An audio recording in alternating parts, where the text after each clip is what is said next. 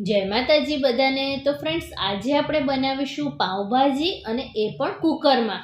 તો કોઈ પણ જાતની ઝંઝટ વિના, એક્સ્ટ્રા મહેનત વિના એકદમ ફટાફટ બની જશે અને સ્વાદમાં એટલી ટેસ્ટી બનશે ને કે તમે બહારની ભાજી ખાવાનું ભૂલી જશો।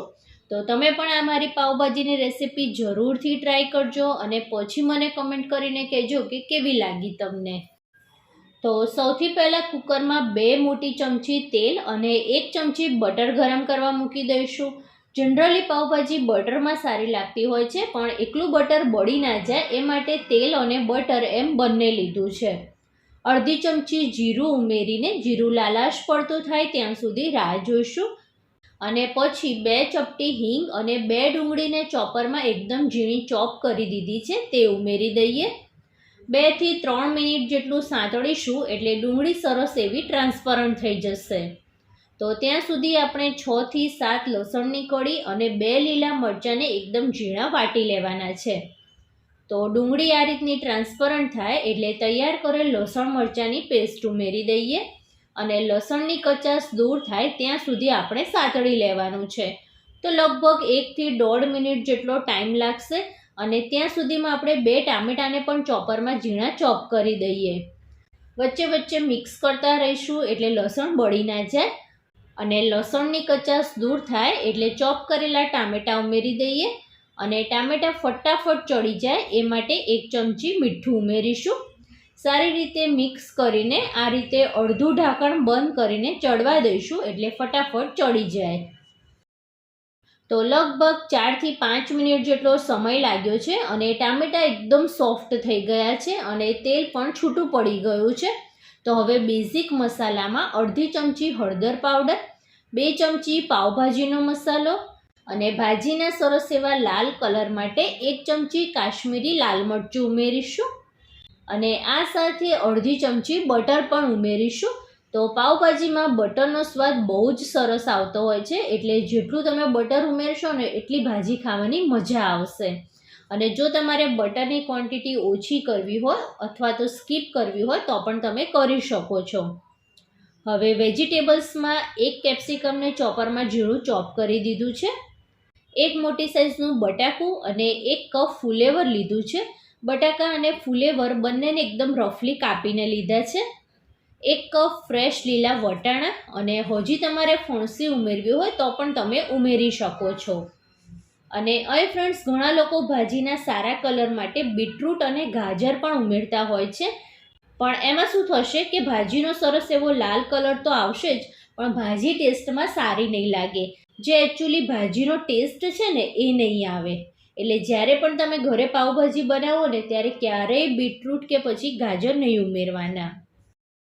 મસાલાને વેજીટેબલ સાથે સારી રીતે 5-1 મિનિટ માટે ચડવા દઈશું। ફ્રેન્ડ્સ, તમને મારી રેસિપી જોવી ગમતી હોય અને હજી સુધી જો મારી ચેનલને સબસ્ક્રાઈબ ના કર્યું હોય ને તો પ્લીઝ મારી ચેનલને સબસ્ક્રાઈબ કરજો અને બાજુમાં આવેલા બેલ આઇકનને પણ જરૂરથી પ્રેસ કરજો, જેથી આવનારા નવા વિડીયો નોટિફિકેશન તમને મળી રહે। 2 કપ જેટલું ઉકળતું ગરમ પાણી ઉમેરીને કુકરનું ઢાંકણ બંધ કરી દઈશું અને 7 થી 8 વિસલ મીડિયમ ગેસની ફ્લેમ ઉપર થવા દઈશું। 8 વિસલ જેવું થયું છે અને કુકર જાતે જ ઠંડુ થઈ ગયું છે। તો તમે જોઈ શકો છો કે શાકભાજી સરસ એવા ચડી ગયા છે। તો હવે મેશરની મદદથી આ રીતે મેશ કરી દઈશું। તો જેટલું ઝીણું મેશ થાય ને એટલું ઝીણું મેશ કરીશું અને આ રીતે તમે મેશ કરશો એટલે જે પાણી ઉમેર્યું હતું એ ઓછું લાગશે અને ભાજી ઘટ્ટ થઈ જશે। તો આ રીતે એકદમ ઝીણું મેશ થઈ જાય પછી ગેસની ફ્લેમ સ્ટાર્ટ કરીને પાછું 1.5 થી 2 કપ જેટલું ગરમ પાણી ઉમેરીશું।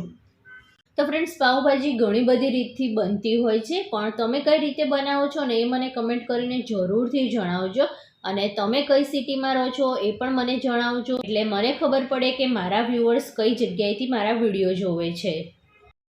ઉપરથી થોડા લીલા ધાણા ઉમેરીશું એટલે ધાણાની ફ્લેવર સારી એવી ભાજીમાં આવી જાય। અને હવે ભાજીનો ટેસ્ટ 100 ગણો વધારવા માટે એક વઘાર તૈયાર કરીશું। તો વઘારિયામાં 1 ટેબલસ્પૂન તેલ અને 1 ટેબલસ્પૂન બટરને ગરમ કરવા મૂકીશું। તેલ અને બટર સારી રીતે ગરમ થઈ જાય એટલે 1 ટેબલસ્પૂન કસૂરી મેથી અને 1 ચમચી કશ્મીરી લાલ મરચું પાવડર ઉમેરીને વઘારને ભાજીમાં સારી રીતે મિક્સ કરી દઈશું। અને હજી 2 થી 3 મિનિટ માટે ભાજીને ગરમ કરીશું, એટલે બધા જ મસાલાની સારી એવી ફ્લેવર ભાજીમાં આવી જાય. અને આ સ્ટેજ ઉપર મીઠું પણ ચેક કરી લેવાનું. જો મીઠું ઓછું લાગે તો તમે ઉપરથી એડ કરી શકો છો. અને ત્યાં સુધીમાં આપણે પાવ તૈયાર કરી લઈએ. તો આ રીતની નોનસ્ટિક તવીને ગરમ કરવા મૂકીશું. તવી ગરમ થાય એટલે 1 ટેબલ સ્પૂન બટર લઈશું અને થોડો ઉપર પાવભાજીનો મસાલો, કાશ્મીરી લાલ મરચું અને થોડા એવા ધાણા ઉમેરીને આ રીતે સ્પ્રેડ કરી દેવાનું છે. અને પછી આપણે પાવને આ રીતે બધી જ બાજુ, અંદરની અને બહારની બાજુએ શેકી લેવાનું. થોડું એવું ક્રિસ્પી થાય ને ત્યાં સુધી આપણે શેકીશું. અને અત્યારે મેં પાવને બટરમાં તૈયાર કર્યા છે, પણ જો તમારે બટરની જગ્યાએ તેલ અથવા તો બટર અને તેલ એમ બંનેમાં તૈયાર કરવા હોય તો પણ તમે કરી શકો છો. તો અહીં આપણી એકદમ પરફેક્ટ, તદ્દન બજાર જેવા ટેસ્ટવાળી ભાજી બનીને તૈયાર છે. તો ફ્રેન્ડ્સ, તમે પણ આ રીતે પાવભાજી જરૂરથી બનાવજો. કોઈ પણ જાતની એક્સ્ટ્રા મહેનત વિના અને એકદમ બજાર જેવા ટેસ્ટવાળી તૈયાર થશે. અને પછી મને તમારો અનુભવ કમેન્ટ કરીને જરૂરથી જણાવજો. રેસીપી સારી લાગી હોય તો પ્લીઝ વિડીયોને લાઇક કરજો અને મારી ચેનલને સબસ્ક્રાઈબ કરવાનું જરાય ના ભૂલતા. ફરી મળીએ આવા જ નવા વિડીયો સાથે. ત્યાં સુધી bye bye. Thanks for watching.